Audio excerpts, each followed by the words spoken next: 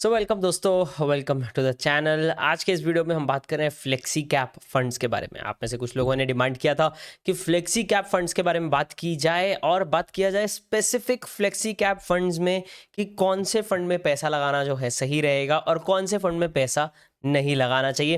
तो आज के वीडियो में इन चीज़ों की हम बात करेंगे गाइज। एज ऑलवेज अगर आपको ये वीडियोस अच्छे लगते हैं एंड आप किसी स्पेसिफिक तरीके का वीडियो देखना चाहते हैं चैनल पे, तो नीचे कमेंट आप ज़रूर करके अपना सवाल जो है यहाँ पर छोड़ सकते हैं।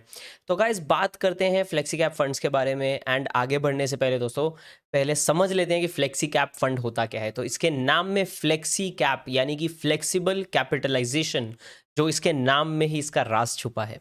अगर हम बाकी के फंड्स देखें जो यानी कि blue chip large cap fund जिनको हम बोल सकते हैं बहुत बार, तो लार्ज कैप फंड्स में क्या है, large market capitalisation. Mid cap funds में मिड साइज मार्केट कैपिटलाइजेशन और स्मॉल कैप में छोटी कंपनियां यहाँ पर आती हैं।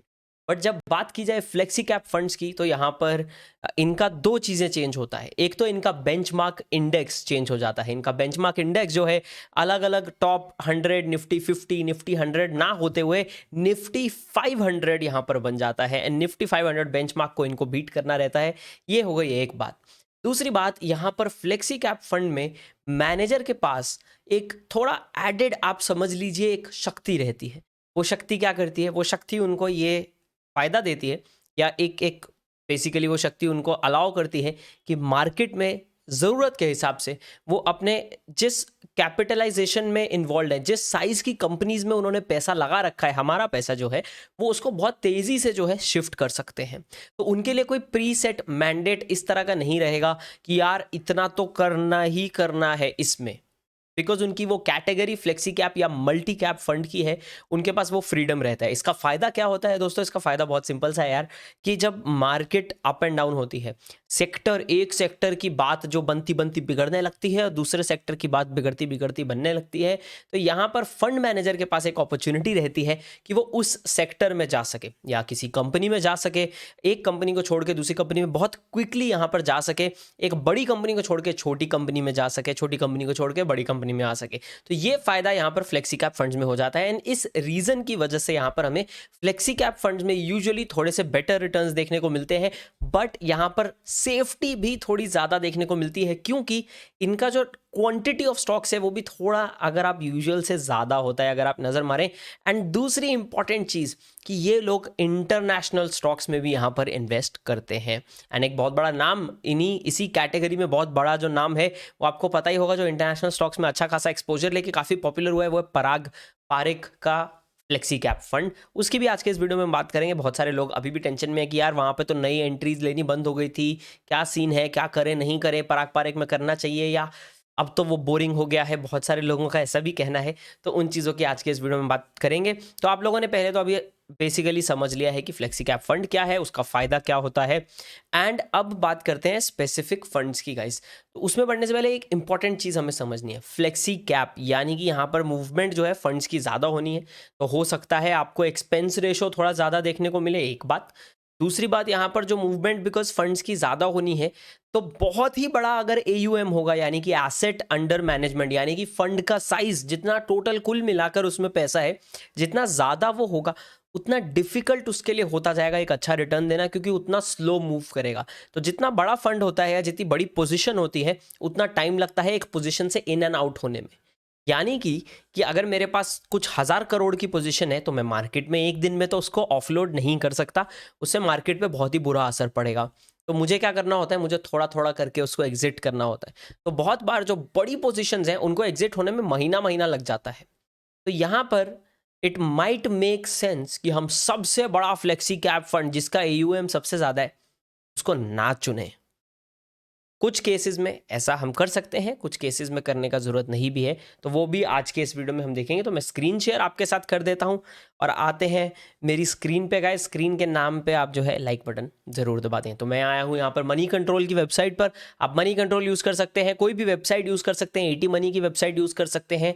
हज़ारों वेबसाइट्स यहाँ पर अवेलेबल हैं। टॉप 4-5 का नाम आपको मालूम होगा, ज़्यादा फ़र्क नहीं पड़ेगा, इन्फॉर्मेशन ऑलमोस्ट सिमिलर ही आपको मिलेगी। और एक दरख्वास्त है आपसे इन वीडियोस को एजुकेशनल पर्पसेस के लिए लें, इन्वेस्टमेंट एडवाइस की तरह कृपया ना लें, क्योंकि मैं कोई आपका फाइनेंशियल एडवाइज़र या रजिस्टर्ड फाइनेंशियल एडवाइज़र नहीं हूं। इट इज़ वेरी इंपॉर्टेंट कि आप अपने फाइनेंशियल एडवाइज़र से, अपने सीए से जो भी सलाह लेकर ही किसी भी तरह का पैसा लगाने वाले हैं वो लगाएं, एक बात। और दूसरी दरख्वास्त बहुत सिंपल सी है कि ये जो आप वेबसाइट्स देख रहे हैं, ये देखने के बाद कृपया बैंक के अंदर जाकर, बैंक में जाकर आप म्यूचुअल फंड मत खरीद। बैंक वाले आपको बहुत 10-10 तरीके का चूना लगा देंगे जब आप म्यूचुअल फंड्स खरीदने जाएं। तो मैंने मनी कंट्रोल पे गाइस यहाँ पर ना इनको सॉर्ट कर लिया है AUM के अंडर, यानी कि एसेट अंडर मैनेजमेंट के हिसाब से। तो सबसे बड़ा अगर हम यहाँ पर देखें तो Kotak flexi cap fund currently बन रहा है, जिसमें 35,900 करोड़ रुपए हैं। HDFC बन जाता है नंबर 2 का, जिसपे 29,700 करोड़ रुपए आ जाते हैं। पराग पारेख में 26,000, UTI में 25,700, SBI में 15,800, आदित्य बिरला में 15,700, ICICI में 11,000 और एक्सिस में भी 11,000। तो ये मैंने आपको थोड़ा सा बता दिया AUM का। अब यहाँ पर हम सिलेक्ट करना स्टार्ट करते हैं, और इसमें एक बहुत ही इंपॉर्टेंट चीज़ होती है जो बहुत सारे बिगिनर्स गलती करते हैं, वो है पास्ट रिटर्न को देखा और बोला यार पास्ट में इसने 20-21% दिया है, आगे भी इतना दे देगा। पहली बात तो गाइस मार्केट है, तो इसकी कोई गारंटी नहीं है, राइट। पास्ट रिटर्न्स को देखकर कभी भी फ्यूचर रिटर्न्स नहीं करने चाहिए गैस, बट पास्ट रिटर्न से थोड़ा सा आइडिया हो जाता है कि यार ये लोग ठीक से मैनेज कर रहे हैं लोगों का पैसा या नहीं, बस उतने के लिए यूज़ करें। डिसीजन मेकिंग के लिए कृपया उसको, उस मैट्रिक को मत यूज़ करें। तो हम 5 साल 3 साल का रिटर्न वगैरह इसमें हम देखेंगे भी नहीं। हो सके तो 5 साल से ऊपर देखना बेटर होता है। अब फ्लेक्सी कैप कैटेगरी नहीं है, तो इसमें हमें मैक्सिमम जो है 5 ईयर रिटर्न्स मिलते हैं। अगर हम 5 ईयर रिटर्न्स देखें तो फिर हमको थोड़ा सा आइडिया हो जाएगा कि यार 5 साल ऑप्टिमली, मैं बोलता हूँ अगर आप सच में पास्ट रिटर्न्स देखना चाहते हैं तो 10 साल के तो देखें ही देखें।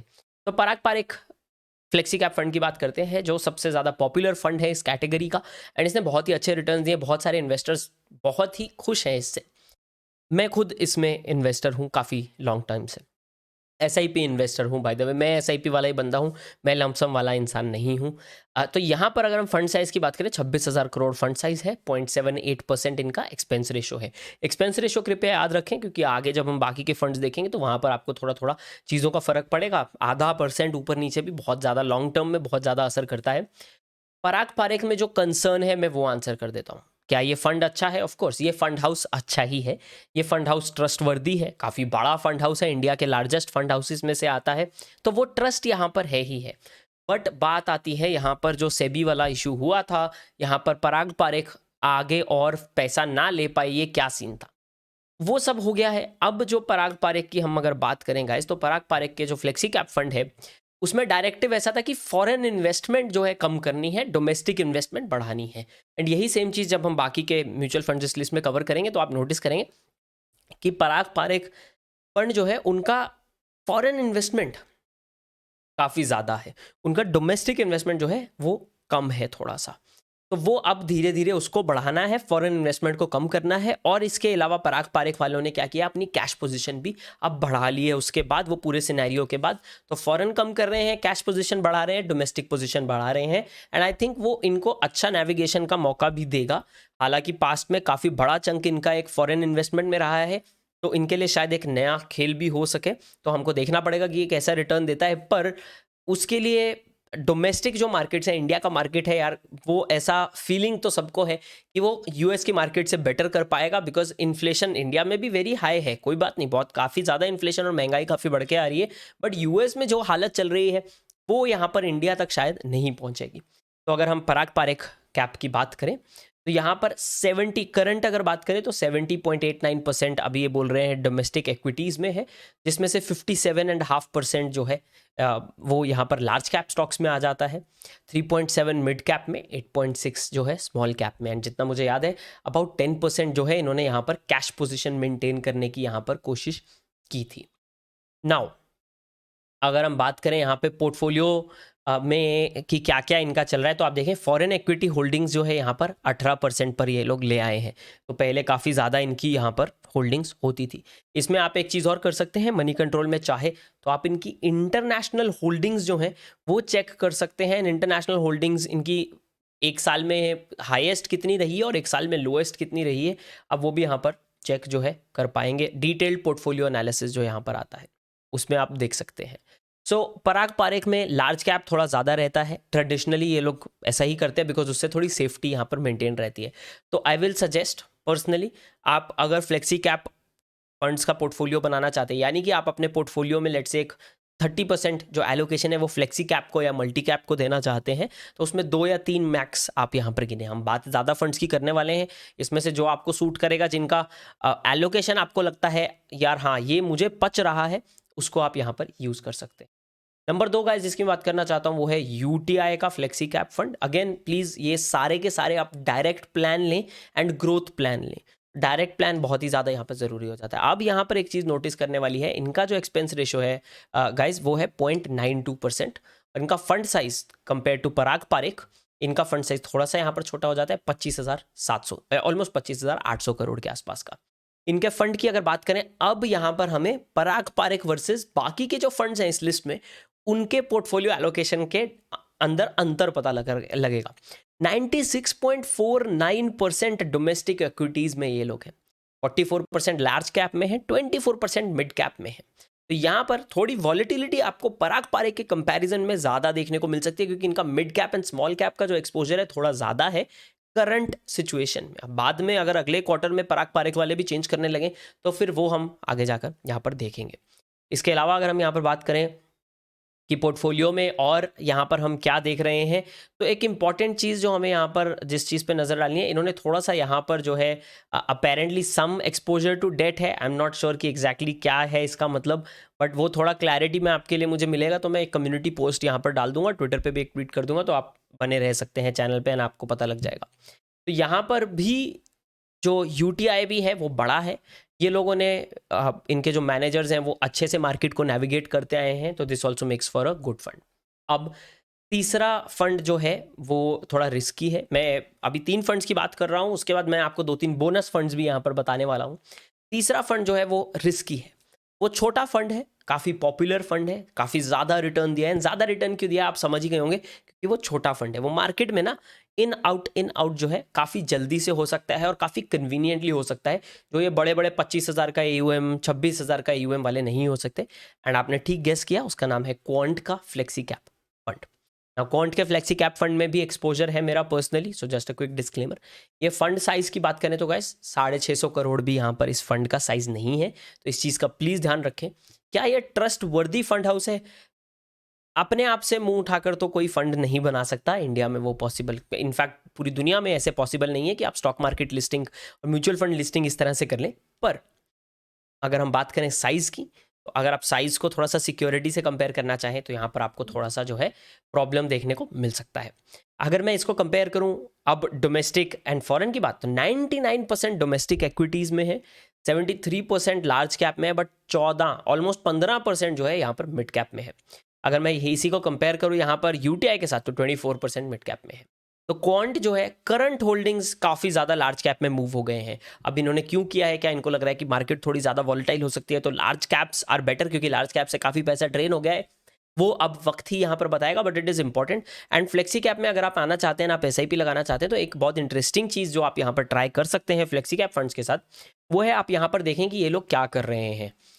सो फॉर एग्जाम्पल, अगर मैं क्वांट का एग्जाम्पल आपको यहाँ पर दूँ, ITC लिमिटेड में इन्होंने 1 मंथ चेंज 1.1% ऐड किया है। इन्होंने 4 लाख क्वांटिटी ऐड की है ITC की। जब लोग ITC से बाहर जा रहे हैं, ये लोग ITC में अंदर जा रहे हैं, सो इनको ये थोड़ा टेढ़ा काम है इनका। वो देखते हैं, 1 year highest holding is 9.36, currently 9.13 पे बैठे हैं। 1 ईयर में लोएस्ट होल्डिंग इनकी मार्च 2022 में थी 4.26, तो मार्च 2022 से अब तक इन्होंने ITC में अपनी होल्डिंग ऑलमोस्ट डबल कर दी, अगर आप ऐसा ध्यान दें तो। उसके अलावा इन्होंने स्टेट बैंक ऑफ इंडिया में अप्रैल 2022 में 3.19% था, अगस्त में 7.47, वहाँ से भी 2 गुना इन्होंने SBI बैंक में भी जो है अपनी एक्सपोजर को जो है डबल कर दिया था। अगर आप चाहते कि इसमें से मैं कोई 1 या 2 इंडिविजुअल फंड्स लूँ और उनका डिटेल्ड एनालिसिस आपके साथ करूँ कि यार इन्होंने पिछले 6 महीने में किस स्टॉक को खरीदा, किस स्टॉक को बेचा और ऐसा क्यों किया हो सकता है, तो अगर आप वो मेरे साथ ब्रेन एक्सरसाइज करना चाहते हैं तो आप कमेंट नीचे छोड़ सकते हैं। I would love to do that, मुझे ऐसी चीज़ें करना बहुत पसंद है। अगर वीडियो पे आप चाहते हैं मैं वो करूँ तो मैं वीडियो पे भी कमेंट्री के साथ साथ यहाँ पर कर सकता हूँ। तो ये 3 फंड्स हैं, पराग पारेख हो गया, UTI हो गया, क्वांट हो गया। बात कर लेते हैं बोनस फंड्स की। जो फंड हाउस बड़े हैं, जिनके पास बहुत ज़्यादा पैसा है, ट्रस्टवर्दी हैं, एंड वो भी जो है आपके पैसे के हकदार यहाँ पर होने का एक चांस रखते हैं। उसमें गाइज आ जाता है पहली बात तो SBI का फ्लेक्सी कैप फंड 15,800 करोड़ है, एक्सपेंस रेशो 0.85%। नंबर 2 आ जाता है मोतीलाल ओसवाल, काफ़ी बड़ा फंड हाउस है, ट्रस्टवर्दी फंड हाउस है, एक्सपेंस रेशो 0.93%, 9,300 करोड़ रुपए। मोतीलाल ओसवाल वाले are known for their value investing approach, तो यहाँ पर अगर उस चीज़ को अच्छे से यूज़ करें तो there is some potential here. Equities में आप नोटिस करेंगे ये लोग जो है लार्ज कैप अभी 46%, तो ये लोग एक बड़ी कैश पोजीशन पे यहाँ पर बैठे हैं, एंड अब देखना है कि उसको कैसे कब डिप्लॉय करते हैं, वो काफ़ी इंटरेस्टिंग सिनेरियो यहाँ पर हो सकता है। सबसे बड़ों में फिर आपको पता ही है 2 कोटक और HDFC के फ्लेक्सी कैप फंड्स हैं। इनमें भी एक्सपोजर अगर आप लेना चाहें इंस्टेड ऑफ लेट से पराग पारेख, आपको ये ज़्यादा कंफर्टेबल लगते हैं, I think that can make sense as well. Again अपना रिसर्च थोड़ा सा करके ही आप यहाँ पर करें। और लास्टली फिर बच जाता है आदित्य बिरला। बहुत सारे PGIM, Canara Robeco, I don't trust those. मेरा पर्सनल ओपिनियन तो यही रहता है यार, पराग पारेख, SBI हो गया। रिस्क लेना चाहते हैं तो थोड़ा सा क्वांट है, आई थिंक क्वांट में रिस्की है, बट अगर आप करना ही चाहते हैं तो ठीक है। एक्सपेंस रेशो पे कृपया प्लीज़ ध्यान दें, एक्सपेंस रेशो में बहुत फर्क पड़ सकता है। पराग पारेख का एक्सपेंस रेशो 0.78% है, UTI का 0.92% है, क्वांट का 0.58% है। इसी के अगेंस्ट अगर मैं आपको आदित्य बिरला की बात करूं तो 1%, क्वांट के डबल यहाँ पर एक्सपेंस रेशो है। सो काफ़ी ज़्यादा फ़ी आप यहाँ पर देंगे अगर आप आदित्य बिरला में जाते हैं, बट वही बात आ जाती है कि आप रिस्क वर्सेस सेफ्टी को यहाँ पे आपको थोड़ा सा ट्रेड करना पड़ेगा।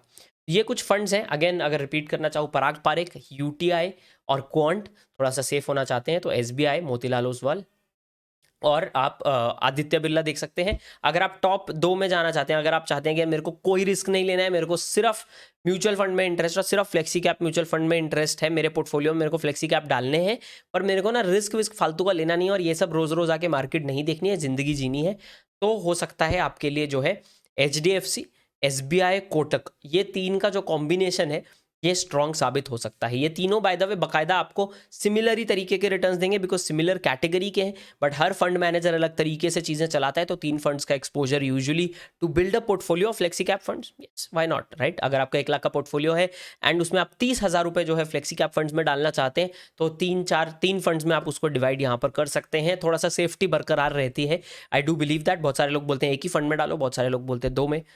हम लोग जो है 3 चांस जो है ज़िंदगी हमें देती है, तो वही 3 चांस यहाँ पर लेकर चलते हैं। तो ये गाइस है वेरी क्विक तो नहीं बोलूँगा, ऑलमोस्ट 20 मिनट हो गए। तो अगर आपको ये वीडियो अच्छा लगा हो तो लाइक बटन जरूर दबा दें। वेरी लॉन्ग एक्सप्लेनेशन अराउंड कौन से बेस्ट फ्लेक्सी कैप फंड्स आप एक्सप्लोर कर सकते हैं इंडिया में। अगर आपको ये वीडियो अच्छा लगा, as always guys like button जरूर दबा दें, चैनल पे जो है बने रहें। बहुत सारे और इंटरेस्टिंग वीडियोस आ रहे हैं पैसा बनाने, बचाने और बढ़ाने के बारे में।